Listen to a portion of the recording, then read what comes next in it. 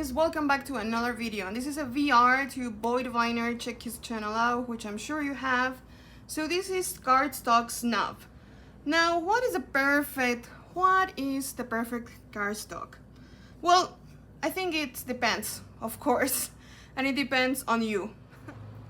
So you are gonna have your perfect cardstock, and it's gonna vary from person to person. Now I have mass market decks here and indie decks. Depending on how fast this goes, it's gonna be a 2-part or 1-part. We'll see. So what is important in cardstock? Shuffle, yeah, of course. Shuffle is important. And to me, for example, as a reader, fanning it is super important to me because that's how I read. But I think like shuffle is important for everyone because we want this to be random, no? That can actually give us a better reading. And durability. Of course we want stock that is gonna be durable. I mean, of course they're gonna wear out eventually, but I think that there are like, I don't know, vintage decks from the 80s or even older than that hold to the current day pretty well. So shuffleability, durability, and fanability. I guess that sounds really weird. And I guess fanability, it's like correlated with how slippery a deck is. And some people don't like that they're scared of slippery, but when you have like, and at the same time you don't like super sticky cardstock because you cannot like grab one card. But you know, it's a balance. It's all about balance. So let's get started. We have, of course, what I would say, not this deck, but US Games. US Games, king of the, yeah, card making game. Tarot, Oracle, Lenormand, anything. And I think this deck, which was 2019 deck, it is actually, the box is incredible, the book, it fits nicely. I do wish that the book covered more on the folklore because this is like a Russian themed deck, but it doesn't, so it's fine. But look, I mean, the cardstock is really yummy. I know Anaki does this to see like how slippery it is. It slips really nice. So to me, for example, fanability, that is an awesome fan that I can fan them and they're like evenly spaced. That is key for me. Now another thing is how you how you shuffle. So some people only hand over shuffle, and some people riffle shuffle. Now I cannot riffle shuffle this deck because look, it is so huge, like like I cannot hold it, so my shuffle is not, like I cannot even reach it. It's too, I have small hands and smaller fingers, like it, anyhow. So I love to riffle shuffle, but I cannot riffle shuffle comfortably anything larger than bridge size, which is like your poker standard size. So anything larger, any standard tarot deck, I cannot riffle shuffle. So it's a little painful, but again, no, I'm perfectly fine overhand shuffle. That works, and this works well. I mean, nothing like I say like wow, no, because that happens. And another thing is like if you don't want to like shuffle like that, you can shuffle just like this, like just put the cards. No, this is actually a very good technique. So you put 7 piles, and 7, that's like if you did 7 riffle shuffles perfectly well, that's the most like randomness that you can have in a deck, no, from its origin position. Like if you shuffle larger than 7, then you're like losing randomness that you had. So 7 is the optimum point. So you will put this, and then you just like, you know, like start putting them like that. And I actually do this in a more slower way with coins that are like too all over the place. Like they're like nervous or jumpy, or they don't know what's going on. No, so I do this like very slow so they can focus on the cards, so they relax a little bit. No, sometimes I usually tell the quern like, hey, handle this deck you shuffle it, no, so they can look at some of the images if they want to, no, even before the reading. And that works perfectly for me. But of course, no, the perfect cardstock is gonna depend on how you prefer to shuffle. I've heard like some readers don't like to riffle shuffle their cards and they say that is disrespectful to the cards. You do you, whatever works best for you. So US Games, I love it. I mean, it is nice, it is mass market, it is good. The kitty is there causing problems. Hello kitty, don't do that. And I love the fanning because, so there's the reading. Let's say the current is there. So I fan them on the side, but let's say like the current is on the side now. So I will usually fan them. And then I like the currents to put either right or left hand, no? And then pick a card. So that's how they pick cards for me. Ooh, the 10 of Wands. Never mind. The Hanged Man. Okay. We're not gonna read now. We're just talking about cardstock. So yeah, US Games, top of their game. And I think, their quality is awesome. It can vary a little from deck to deck, but like, it's pretty top notch. So there we have one. Now another publisher, and for this I'm showing two. So it's Llewellyn, of course. So this is an old one. So this is what people called Old Llewellyn, and I have it here. Draven's Prophecy, one of my favorites. So the cardstock, this one is like more flimsy. Like it seems like it's not gonna hold very long. So I don't even try to riffle shuffle. No, I only overhand shuffle. Yeah, that's how it goes. Or the shuffling like this now. This one, it's a little bit more slippery. And it also fans out. It fans out quite well, but like, to be honest, like for how slippery it is, I actually prefer US Games how it fans out. So, no, not my favorite cardstock. I don't think it holds really well. I don't think it fans decently. It overhands nice, but it's nothing like, that I will like gush about or anything. So that's deck number 2. Now another Llewellyn. Where are you? Oh no, actually there's just one Llewellyn, but I want to talk about Scarabeo, because Scarabeo, it's distributed in the US by Llewellyn, but Scarabeo it's its own thing, just like Llewellyn is the official distributor in the US. So this is, I have the box here, but I wanted to have them ready. Now the Radiant White Spirits, which I love and adore. Beautiful box, but we're not talking boxes. That will be another video. So this is like, it's pretty sturdy. For the same reason, again, no. The flimsier it is so much easier to riffle shuffle. Again, I don't riffle shuffle. I think I could riffle shuffle this one because it's not that large. Let's see. Yeah. See? Oh, well. Yeah, flimsy stock. It's a riffle shuffler's dream. But I know it's not gonna hold really well. Like, I feel like I'm like, this is not gonna hold really well if I keep riffle shuffling them. So I don't, yeah. But I love to riffle shuffle. Don't get me wrong. But again, this is not so flimsy. You want me to try riffle shuffling? I'm gonna make a mockery out of me because I guess it's decent. Oh. Let's not riffle shuffle the the extra cards. Okay, here we go. It's decent. I couldn't reach there very well. Actually, it's not so bad. It's not bad at all. I think I have convinced myself never to, or like don't try to riffle shuffle.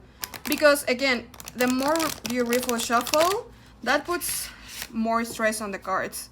So they're gonna wear out faster. And that could be fine for you or not. And they also start to bend. Barely. But I also don't like when they bow. Like, and usually you can correct that by beautiful shuffling the other way. And usually when you bridge, you basically prevent that. But, so you go like this, that was a really bad, and then you bridge, yeah. But again, I love this cardstock. I think someone just recently commented, I'm gonna get back to you if you're watching this, that this type of lamination peeled off. I haven't experienced that, but again, I mean, Rider-Waite-Smith is my study deck. I don't read too much with it because like I studied it, I like it, but it's not like, whew, that's my to-go deck. But it's nice. Oh, and see how it fans? It fans really, really well. No, so the current can choose a card. Yay, exactly. That's what we're talking about, of course. So yeah, I really like this deck, really do. I got the mini and I was hoping like the mini was gonna be even better, but it's not. Again, another video to come. So that's deck number 3. Another Los Scarabeo is this one. This is a Crystal Tarot. I think it's a little old, a little flimsy, not too bad. Borders, like the 4 languages. This was classic Los Scarabeo. No, having a lot of languages. And yeah, the cardstock is fine. Nothing to be gushing about. The fanning is decent. I wouldn't love it, but it's pretty decent. No, and then I think I have this in order, sorry. Yeah. See? I think it tells me right away, like, this is not a great fan. You are not in love with it. I know I'm not. So, but that's what it's important for me. Like, some people don't even fan the cards, no? They just, like, after shuffling, no, they go like, no, this is card number 1, this is card number 2, this is card number 3, this is card number 4, or like, so on, no? Like, building your spread. And that's not how I do it, no? Like, I space them out and then like someone like you can even fan them like this, no? And then someone will choose and say like, oh yeah, this card again. Oh no, this is the 6. Okay, I love this deck. The colors are so beautiful. I just wish, I don't know, the borders were black. My favorite thing is black thin borders. Again, another video. So that's another Los Scarabeo. This is more like classic Los Scarabeo thing. I like to keep some decks in order. Sorry, OCD. So this is deck number 1, 2, 3, 4. I think. So there we have major publishers, right? Los Scarabeo, Llewellyn, US Games. Another major one, of course. Schiffer from, for example, they publish Mary L. They publish a lot of other things, but this is probably my favorite deck from them since this is like one of my favorite decks of all time. Huge box, not practical at all. Here we have the gorgeous Mary L. Ooh, huge cards. I bet I cannot, yeah, no, it's like, I cannot grab them. It's so huge for me. Some people trim them especially for that because it's just too huge. Yeah, I think this is another. Okay, so it's a little sticky. No, it's glossy, it's sticky. Some people don't even like glossy cardstock because it's difficult to photograph. I get that. It is reflective. Some people don't like that. You know what I like about reflective cards? Because I think that tarot is a reflection of the current. That I love when, like, the current literally, you know, it's reflecting on the card. So, like, by seeing themselves in the card, literally, you know, and metaphorically. So I do love that. I don't like that it's a little sticky. You know, there's a second edition that had its own problems. I don't think, please someone tell me if I'm wrong, but I don't think Schiffer is doing a great job because they actually, the second edition, they messed it up so bad. So I don't know. It fans out, meh, it's what I would say. Yeah, I mean, decent, but I don't know. You see, 10 of Wands. Well, this is an order deck, so I don't know. This is an order, sort of, so yeah, another one. So we have 1, 2, 3, 4, 5. 5, right? Yeah. AGM Urania. So they put Margarete Petersen. I hate talk boxes. I even tried to open this one and I ripped it off. I hate them. I hate them.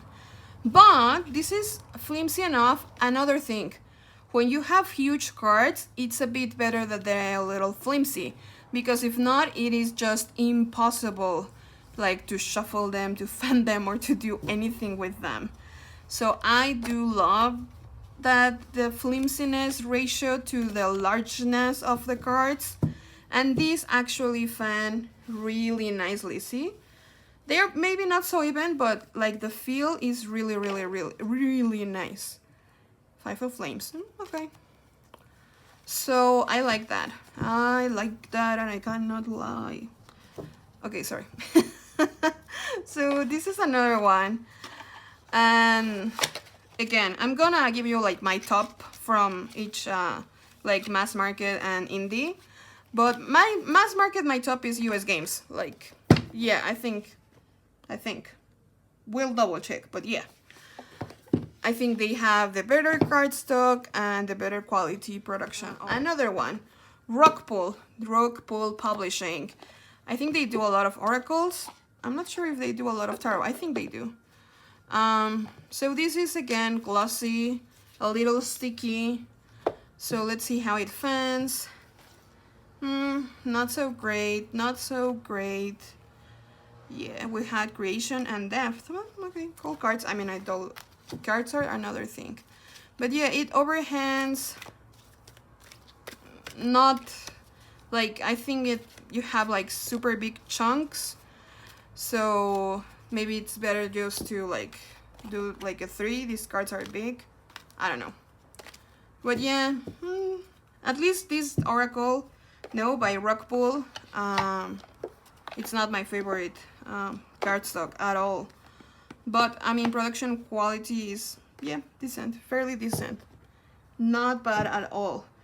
And I think, yeah, the last mass market that I want to talk about, yep, is HayHouse. Now, I left HayHouse at the end because I love the light seers, and if you have seen my channel, you know, like, I talk about the light seers probably in every video that I can.